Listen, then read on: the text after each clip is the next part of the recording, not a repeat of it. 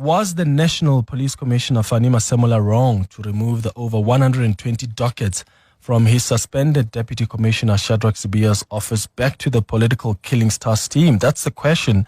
These are the dockets that were initially investigated by the Political Killings Task Team, which was disbanded in December on instruction of the Police Minister Senzo Mchunu. And after that disbandment, you'll remember the dockets were moved from the task team to the Deputy Commissioner Shadrack Sibiya's office. Now, the concern from the President is that the decision by the National Commissioner to move the dockets back to the task team could undermine the work of the Commission of Inquiry into Corruption and Political Interference in the criminal justice system. Because, remember, part of the inquiry's job is to look into the work of the task team and the decision to disband it, and whether the task team and what it did was successful, or was it a law unto itself and mismanaged funds as previously claimed. So now moving these dockets when the inquiry is still yet to be investigated may be seen as undermining the process. But is it really? Because the police must still continue with their work even while the inquiry does its work. Let's bring in Presidency spokesperson now, Vincent Magwenya. Vincent, thank you for making time for us. Good morning. Good morning, Clement, and good morning to your listeners. What exactly is the President concerned about regarding this decision by the National Commissioner? Well, Clement, as you kind of alluded in your intro, the President feels that it's important that the leadership of SAPS, working together with the Minister, safeguards the integrity of the work of the Madlanga Commission. That includes avoiding tinkering with areas or issues that are going to be subject of that investigation. The issue of the KZN Political Killings Task Team, alongside with the removal of the dockets, featured quite prominently in the allegations that were made by Lieutenant General Mkhwanazi. And it's an issue that certainly the Commission will look into. And therefore it is critical that those kinds of issues are not interfered with in any shape or form, and that the Commission is given the opportunity to look into them.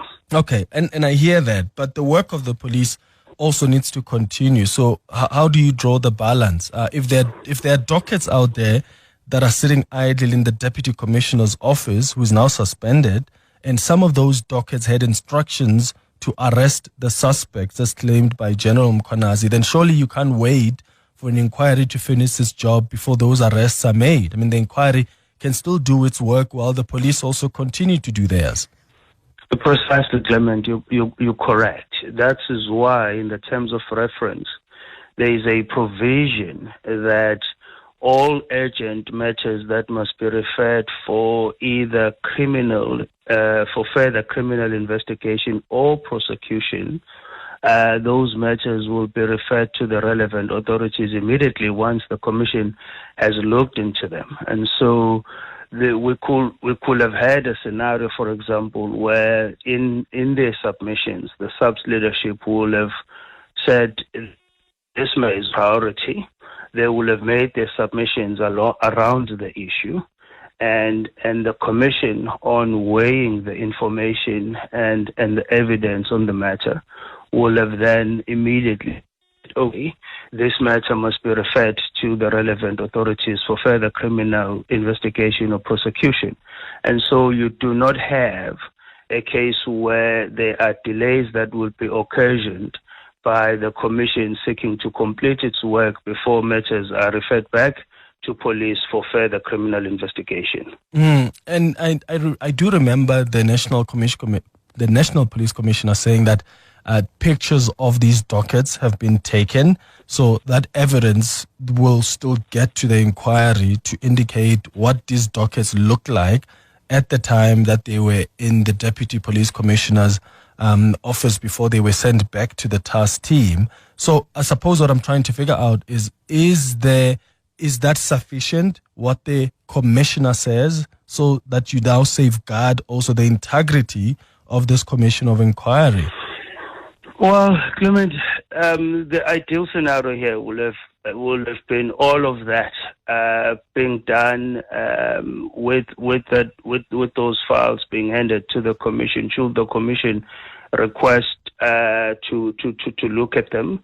The issue of now you're going to have allegations and counter allegations on the state of those dockets. And so it would have been ideal that the commission should have been allowed to just deal with the matter before anything is done. That's really the nub of it. Now you're going to have this public back and forth and debate as to what has happened, what was done, what else. Had this process been given to the commission to preside over it, that would have given assurance to all stakeholders concerned that the integrity of the information and the substance contained in those dockets remains protected if the commission was given the opportunity to do that.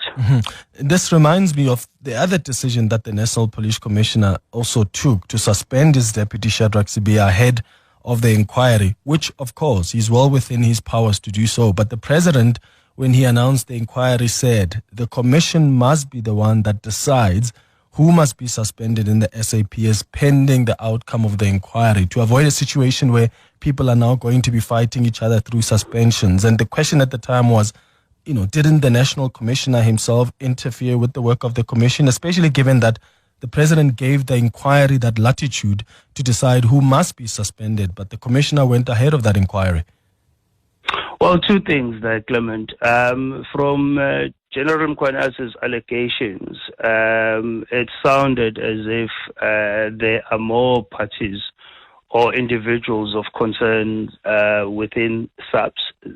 That is what the commission will look into. Secondly, indeed, General Masemola was within his administrative powers to effect that suspension. I suppose where we are now, the commission will give a view on that, including the allegations that have been leveled against Lieutenant General Sibiya. Aren't you worried about how this may be seen? Some may see it as interference from the president. The questions now the president is asking around the 121 dockets, because he's effectively raising displeasure about also an operational matter here, which is not where he should play. Indeed, except that this is no ordinary operational matter. This is no ordinary administrative issue. Clement, we have to appreciate that the president was handed a problem in the form of numerous allegations concerning not only SAPS but the entire criminal justice system. And the only mechanism that he had at his disposal to get to the bottom of these issues via a competent, independent authority was to set up a commission. He's taken a lot of criticism for doing so, notwithstanding that is something that's provided for within the Constitution. It would have been absurd for the president to just act on the basis of allegations coming from one person and taking those allegations to be the gospel truth. And so now that he's set up that commission, all he's asking is, let's give the commission the space and the bit of time that it's been given to do its work and get to the bottom of these issues. We shouldn't have a case where matters that are within the scope of this commission are now being dealt with and corrective measures are being taken. Then the question will have been, why did it take so long for those corrective measures to be taken? Why are they being taken now? And so he's not interfering with the work of the police or the administrative powers of General Masemola. All he's saying is, do not begin to undermine the work of the commission or even raise suspicion that the work of the commission is being interfered with by touching and tinkering with areas that are already under the scope of the commission's investigation. Yeah, and of course, this is a critical time in our country. South Africans are concerned about their safety when top cops are busy fighting each other in court. Minister Firoz Kachalia, I think, was meant to stabilize things when he came in, but it seems he doesn't enjoy a collegial relationship with the National Commissioner, and that doesn't help the situation. I think He has since requested the National Commissioner to furnish him with a detailed report on the task team. The Commissioner has not done so, which is why the Minister released a statement on Friday. Do they even have a collegial professional working relationship?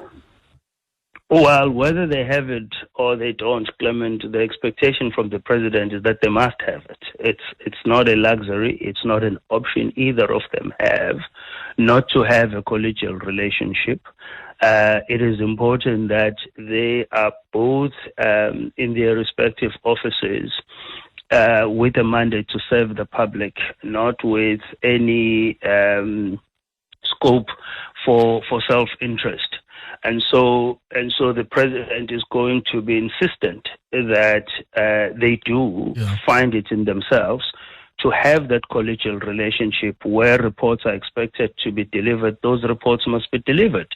And where the Minister has to understand the administrative scope of the National Commissioner, he must do so. At the end of the day, they both there to serve the public. They both there to fulfill a constitutional mandate, and they're not there for their own self-interest. Yeah, Vincent Magwenya, thank you for making time for us. He is the spokesperson for the President.